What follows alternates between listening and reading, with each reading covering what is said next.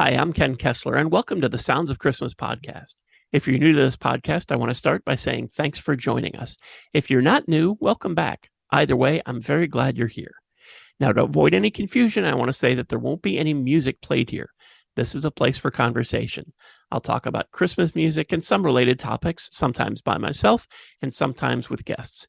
If you're looking for music, just go to soundsofchristmas.com and click on the tree or the player on the front page or on the Listen Now page. We play the best variety of Christmas music all year long. Well, except in October, when we play the best variety of Halloween music. I am so lucky that I get to do this podcast and talk to people whose music has meant a lot to me. And that is definitely true on today's episode as I welcome singer Jane Monheit to the podcast. Jane, thanks so much for being on the podcast today. I have been a fan for a long time, and I wanted to do a really nice introduction for you, but I need to ask you some questions first. I see that you get mentioned as a jazz singer, as a pop singer, as a standard singer, as a jazz pop standards Broadway vocalist. And I feel like those are all good, but I'm not sure any of them are quite right. And I don't want you to feel like I'm trying to pigeonhole you into something. I notice on your Facebook page, it just says artist. Do you have a preference for any of those? I really don't have a preference because the thing is, I truly love all of those things. I think at the center of all of it is my great love for the Great American Songbook. So, being like a representative of the songbook, a bearer of the torch, that's how I think of myself. I don't tend to go like, oh, I'm a jazz singer, I'm a cabaret singer, I'm a musical theater singer, I'm a pop singer. I never think of it in those terms. I'm just sort of like, I'm a vocalist and I sing all kinds of material, but at the center of it is the Great American Songbook. And one of the things that I really love about your music, Christmas and otherwise, is this love of, as you say, the Great American Songbook, and it really comes through. And it's not just, I don't want to say just the hits, but you know what I mean. It's not just unforgettable. It's a lot of songs. It's that you're keeping these songs alive, because there's a lot of great songs that just kind of fall by the wayside, and it's so great to hear fresh, a new blood pumped into them. Absolutely. I think that keeping these songs current is a really important thing to do. I mean, the Great American Songbook is one of our country's greatest gifts to culture in the world. You know what I mean? These songs are timeless and should be brought to new generations, and I'm proud to be able to do that. Now, if I've done the math right, you've released 11 studio albums plus 2 with David Benoit, and 10 of those made it into the top 5 of Billboard's jazz charts. Another one was top 10, another one was top 15. Your first 3 albums also made it onto the indie charts, and your second album, Come Dance With Me, was number 5 on the indie charts. So it seems like I'm not the only one that is trying to put a label on you. Well, I think labels are, for consumers, so they know where to find us. You know what I mean? It used to be like, what section of the record store were you looking at? Now it's like, what kind of Spotify playlist do I choose? Yeah. You know what I mean? So I think those labels help people find us and identify us, but I don't think we really use them to describe ourselves a whole lot. I mentioned all of those placements on the charts, so anybody who's listening understands that a lot of people have a lot of enthusiasm for your work. It's not just me saying that. Was singing and performing something that was always on your radar? Oh, since birth. I mean, since birth. You could have asked me as a toddler what I was going to do when I grew up, and I would have said, oh, I'm going to sing this music. I'm going to be a jazz singer. I would have said that. I've loved these songs since I was born. My family raised me on this music, but they also raised me on great musical theater, on lots of good bluegrass. My dad's a banjo player, So I also had the music of my own generation. I mean, I was obsessed with Whitney Houston, you know what I mean? So I really had it coming from everywhere. And the entire time, my whole life, I was like, I'm going to be a singer. The only thing that wavered at all was what genre I wanted to go into. I remember for a while when I was a teenager, I was like, oh, I'm going to go into musical theater. And for a while, I was like, but I want to be like Maura O'Connell and go into bluegrass. You know what I mean? But ultimately, I think the decision was made for me because of the college I decided to go to. There was a voice teacher I really wanted to study with, Peter Eldridge of the New York Voices. He taught at Manhattan School of Music. And so I said, I'm going there. It was the only school I applied to. I was a brave one. And yeah, the only school I applied to, and it's this fancy conservatory, and I'm just like, I'll get in. I was a very confident kid. But yeah, so that was my path, you know what I mean? Straight to jazz. And Never Never Land, your first album, an amazing debut. It stayed on the charts for a whole year.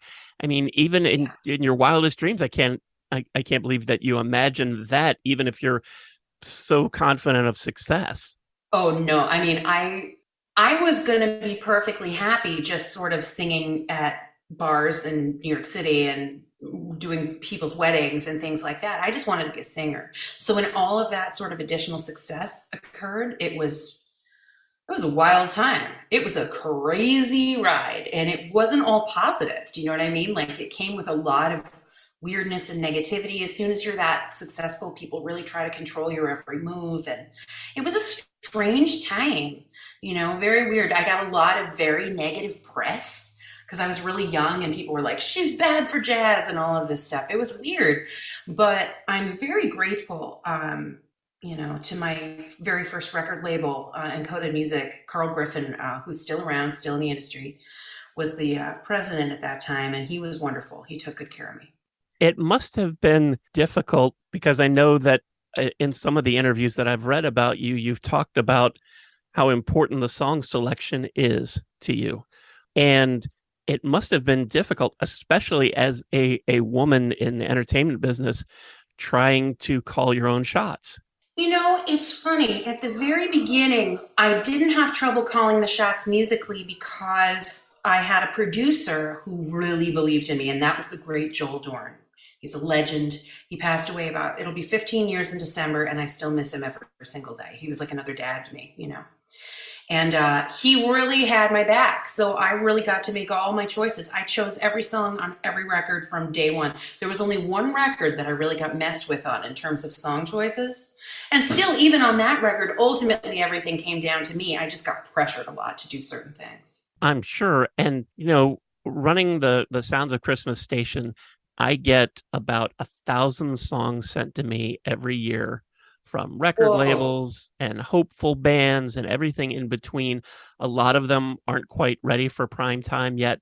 And a lot of them have that feeling of kind of phoning it in. Like the label said, you need to do a Christmas record.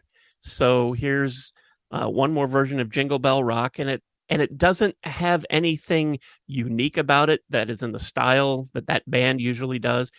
It's the same. If I didn't tell you who it was, you wouldn't know. And your stuff is familiar and also unique because the arrangements are just outstanding. So if you see that, you know, the new album, the Merriest, starts off with "Let It Snow, Let It Snow, Let It Snow," but it doesn't sound like a million other versions of that song. Well, that arrangement was written by Michael Kanan, who has been my pianist for over 20 years and, you know, remains my pianist on the East Coast. You know, I have different musicians that I work with now around the world because plane tickets are so expensive that it's next to impossible to bring one band all over the world. So now I have a wonderful East Coast band, a wonderful West Coast band, and a wonderful European band. And so Michael remains in the East Coast band, and he wrote that arrangement, and he wrote a couple others for the album. And he is, you know, a true brother to me. So when he writes for me, he writes from this place where he knows me so well. He knows exactly what I want to hear in an arrangement. And so, you know, he writes really great charts for me. He really does. He's a treasure in my life. The new album, The Merriest, is just out. It's your second Christmas album. What is it that led you to revisit Christmas music? Oh, I've wanted to make another one since I made the first one. I was just waiting until it was long enough. You know, I knew I had to wait at least 10 years And then I ended up waiting 7 more. It's been 17 years total just because situations in the business and other projects I was working on and stuff like that. But I've been waiting to make this record because I am that crazy Christmas woman. Like, I am obsessed. I put my tree up every year on November 4th. This is the day after my birthday. So it's November 4th, the tree goes up. And I'm obsessed with Christmas. And I love these songs so much. They're beautiful tunes. They're part of the Great American Songbook. It's just we only get to really enjoy them for like a month or two out of the year. So I've really been looking forward to doing this record for a long time. There are plenty of songs on the new album that everybody will recognize, but the lead single isn't very well known. How did you come to choose Christmas Stay With Me for the album? Well, that song will be very easily recognizable to musical theater fans because that is a song from a beautiful, one of my favorite musicals of all time by Cy Coleman. Came out in the 90s, I think when I was maybe in high school. It's called, maybe junior high, I don't know, I'm not sure. I'm not sure the exact year. It's called City of Angels, this fabulous musical, amazing songs. And this tune, Stay With Me, is from the musical. The Christmas lyric was written separately, does not appear in the show, but was written, I believe, for Liza Minnelli to sing maybe on a television event or something like that. The lyricist, David Zippel, is a friend of mine. So he sent me the tune and was like, man, do you think you might like to record this? And I was like, yes, this tune is gorgeous. This would be beautiful. So then we threw on the strings, Joel Fromm on tenor saxophone, who is probably definitely one of the greatest living tenor players. Up there with Joshua Redman and Mark Turner and everybody, Yeah, so it became this beautiful, lush track. We decided to make it a bossa nova instead of just a straight ahead ballad. And it's gorgeous and romantic. Yeah. Is there a process that you use to pick out the songs you want to record, or do people bring songs to you, or is it a little bit of both? Usually it's just me. I end up with all kinds of, master lists of things in my phone, in the 400 notebooks I always have around me. You know what I mean? 5 million lists. And then I narrow it down. I base it on a couple of factors. Number one, what I think will be nice on a record, what I think the audience is looking for, what I think my listeners will like, because I've gotten to know them very well over the years. I have a pretty good idea, I think, of what people want to hear, And then it's, my label is so wonderful, Club 44 Records. They're just like, do you make the record you want to make? And they just support me in that endeavor. It's beautiful. They don't try to control me artistically. They don't try to control my image, nothing. They just love me for who I am. And so I can go to them and say, these are the songs I want to do, and this is the kind of album I want to make. And they'll say, yeah, honey, let's do it. It's miraculous. Wow. Yeah. It's amazing. They are the nicest people in show business, I'm sure of it. How different was it from recording this new album from when you recorded The Season? Oh, really different. Really, totally just a different time. When we recorded The Season, it was 2005. And so, the business was prospering. We had a way bigger budget. We had a way more expensive studio. I co-produced it with the great Al Schmidt, for Pete's sake. The man had more Grammys than like anyone ever. You know what I mean? So it was just a much more, big project. We took tons of time in the studio, recorded video, all of that. It was very much a 2000s era record. Now we're making records the old-fashioned way, where we're in and out of the studio in 2 or 3 days. We're saving money left and right. We are saving money because you don't need to spend $50,000 to $100,000 to make a great jazz record. You know what I mean? You don't. You can, and it's nice to be able to do that and have a gorgeous, huge budget to be able to spend on promotion and everything else. But that's just not the way the business is looking these days. So we made the album, had the arrangements, some of them ready for years. Went into the studio, did the tracking in 2 days, and then I did an additional day for vocals. Actually, no, a day and a half, I think, for vocals. Yeah. The second song on the new album, the Christmas song, lots of amazing vocalists have recorded it over the years. When you have a song that has that kind of history that evokes so many legendary singers, is it a little bit daunting to be sort of stepping into their shoes? I don't get frightened of that anymore because after Over the Rainbow, nothing is scary anymore. Yeah, I bet. rainbow, you're fine. If you get away with that, no. But you know what it is? I think the secret is really having a deep emotional connection to the songs. That's what makes the difference. If you are connected to the tune, if you are telling the truth and singing from the heart, your version will always matter, no matter who you are. And that's something that really comes through, especially on the new album. These are a bunch of songs that most people will know, but I listened to the Christmas song from you, and I believe you. It doesn't Aw, it thank doesn't you. feel That's the best compliment. well. It doesn't feel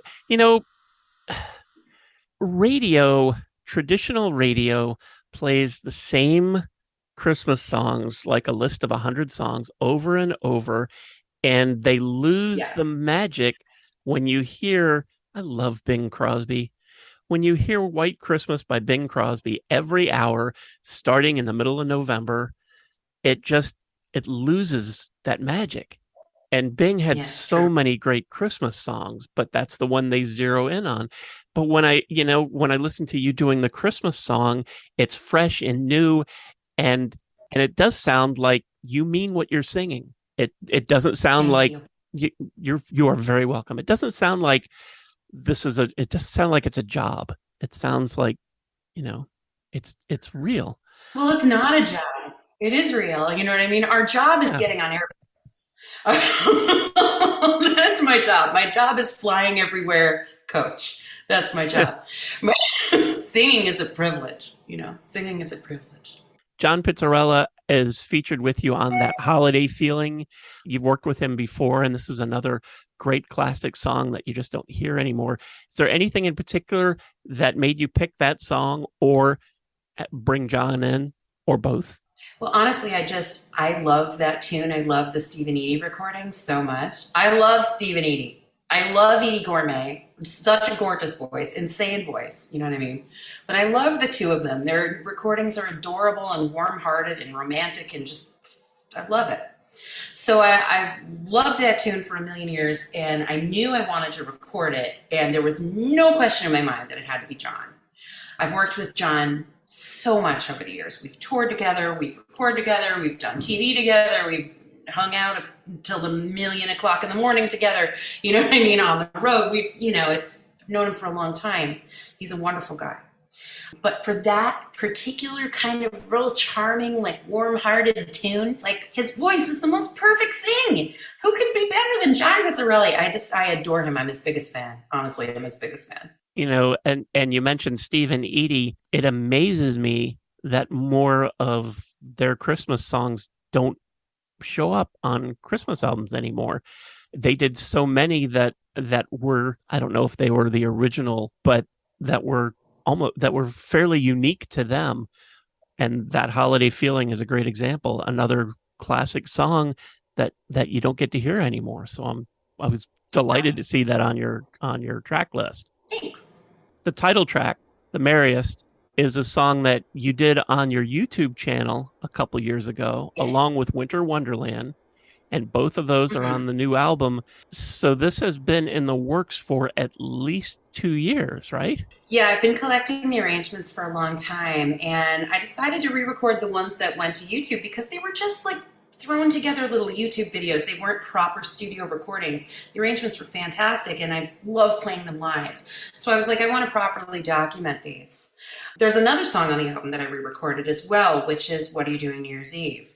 Now that tune, which is my favorite of all holiday tunes, although technically I think it was not meant to be sung during Christmas time. I'm not sure. I'd have to look into some Frank Lesser history to know about that. But the reason why I re-recorded it is because it was a bonus track on my first Christmas album for Borders. Borders is unfortunately long gone. Wow. So there's no finding that track anymore unless you bought the CD at Borders 17 years ago and still have a way to listen to it. What Are You Doing New Year's Eve doesn't exist anymore. So we re-recorded it this time with strings. And it's lovely. Love that tune. Another song that a lot of people probably don't have access to is The Christmas Place. And you gave that away to people on YouTube 7, 8 years ago. Is there any chance that that's going to show up again? Well, I considered re-recording it for this album. I did, but honestly, that original recording that I did when I lived in upstate New York, a million years ago with my dear friends that lived up there, that recording was so perfect to me that I didn't want to change it or redo it. But yeah, it's out there on YouTube if anybody wants to listen. I mentioned this is your second Christmas album, but you were also Mhm. featured on David Benoit's album Believe 6 or 7 years ago. And a couple of those Yes. songs made it onto the Merriest re-recorded. But that makes me wonder if there's some leftovers for another Christmas album. Oh, I will definitely make another Christmas album one day. Definitely. It's hard, it's with repertoire, it's difficult because you're limited. But, I've always wanted to do something more with the old carols, get more into my bluegrass side, call, a mandolin player, a dobro player, a fiddler, and get into some carols. You know what I mean? I've always kind of wanted to do something like that, but that might be a little too left for my listeners. I don't know. You've performed with some of the biggest names in pop and jazz: Michael Bublé, Wynton Marsalis, Ramsey Lewis. Is there anybody, do you have like a bucket list of anybody that you still want to try to perform with? Anybody still Yes, alive, I should say. no, I totally do, and it's Take Six. I'm obsessed with Take Six. They're my heroes. And I know, like, every now and then they'll do some sort of collaboration with another vocalist. If I ever get to sing with Take Six in my life, I will be happy and can just retire right Okay, so if anybody listening knows one of the guys in Take Six, Ken at soundsofchristmas.com, and I will get you guys connected. then. I'm sure that there are people who are listening to this who are at some stage of the beginning of their musical career, or maybe not even to that point yet, but they're just thinking that they'd like to do that one day. And they would love to sing with you. And there's sort of an opportunity to do that in a way. You teach singing lessons, voice lessons, and I do.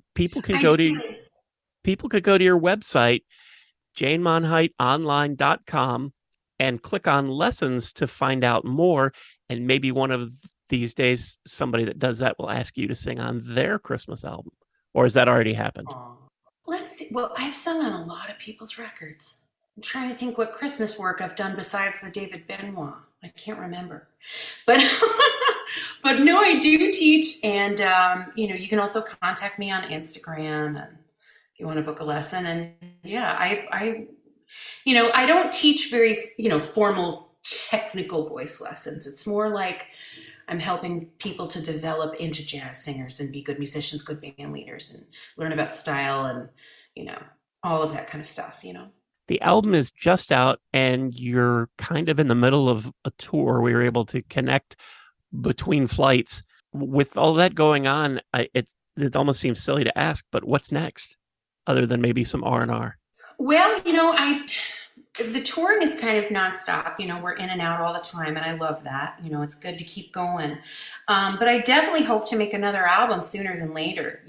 I'm not sure exactly what the project will be yet. I've got a few ideas, but not sure what we will actually go through with and execute yet. But a Christmas album, it's like you kind of want to follow it up a little quickly, you know with something Yeah. else. So I'm kind of hoping to do that. Release something else maybe in like 2024 or something. Is there anything about the Merriest that we didn't get to that you think people would like to know, or that you just like to share? Well, one thing that makes this record special is that the band are very near and dear to my heart.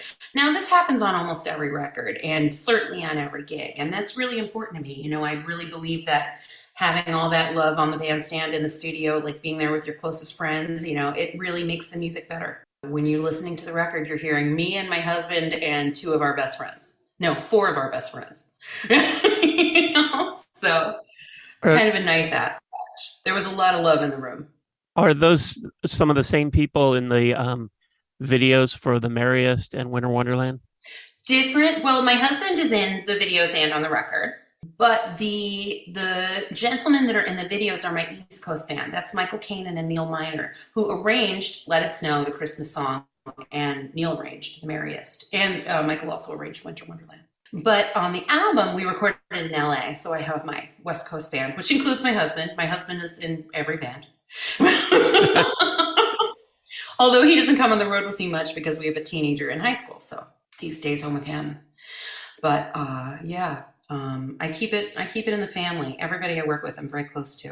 I meant to mention this before, but when the season came out, my favorite track has to be your version of Merry Christmas, Darling. Oh, that's my favorite too. Well, as I've mentioned, I get a lot of songs sent to me every year. So I hear a lot of versions of that. And I got to tell you, that is the second most beautiful version that I've heard, I think, since Karen Carpenter sang it. The first is my Thank wife, and I you. might be a little biased there. She's the first one. Aw, you're so sweet. But That's it so sweet. but it really it is just so beautiful. And that's one of those songs that has got to be, I don't want to say daunting, but Karen Carpenter had such an amazing and unique voice, and it was just absolutely beautiful when she put that out. It's another one of those songs that you sing it, and I feel like I believe you. Oh, thank you. I mean, You are that's very honestly welcome. the biggest compliment a singer could get. And I just would encourage, if you haven't heard that song on the Sounds of Christmas yet, even if you have, go check it out. Stream it on Spotify or on Jane's YouTube channel. Speaking of all that kind of stuff, what is the best way for people to connect with you? Instagram is the best way. That my Facebook page is just an artist page, and I don't use it. I'm never on there. I don't read the comments. I don't respond to the comments. It's I just don't use Facebook. But Instagram is me, and I'm always right there, so people can contact me there. Do I you love being able to connect with people. do you It's really a post nice thing. Twitter as well. pictures from the road? Oh yeah, I post all kinds of stuff. Okay. Posted some very silly things today. And I'm sure that there are links to all that on your website. Yeah, there's links to everything on my Okay. website, and the Christmas album is also for sale directly from my website. And I do have to say, like, when people purchase music directly from the artist, that is the best way to help the artist. If people stream our music, or if people buy a CD from like Target or Amazon or something like that, it's wonderful.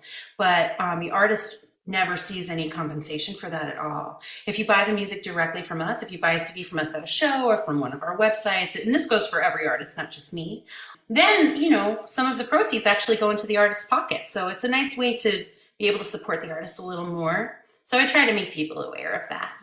I always try to ask people to support the artists that they like. You hear a song on the Sounds of Christmas or really anywhere, and you really like that song, find out where the artist is, if they're on Bandcamp, if they have their own website, wherever it is, and get it from them, and get a hat or a keychain or something else, but get it so you can support them, not so that they'll be billionaires, but so that they can keep doing what they're doing. So Jane can keep getting on the Exactly. planes. And honestly, yeah, it's true. And honestly, just buying tickets to a show, just showing up at a show really affects our ability to get booked again. The more bodies are in the room the more likely the chances is that we're going to be able to come to your town again. If no one shows up, we don't get to come back. So just really being a body in the venue is really important as well. Lots of great ways to support the artist. Jane, this was so nice to talk to you. Thank you so much for joining us. Thank you for having me. And thank you so much for listening and for continuing to support the Sounds of Christmas station and podcast. Station is still on, of course. In fact, we've just started the new season. I know everybody isn't ready for Christmas music just yet, but when you are, head on over to soundsofchristmas.com and click on the tree or the player on the front page or on the Listen Now page. You can also grab our app in the Google Play Store and take the music with you wherever you go. As far as this podcast goes, we're now on over 30 podcasting sites. So if you didn't find us on your favorite today, just search for the Sounds of Christmas wherever you stream and download podcasts, and I'm pretty sure you'll see our tree. Then you can subscribe and you'll never miss another episode. If you have comments or suggestions on this episode, previous episodes, the Sounds of Christmas station, the Sounds of Halloween, or the Standard station, feel free to reach out to me on social media or through the website. Thanks again. And may you always believe in Santa Claus.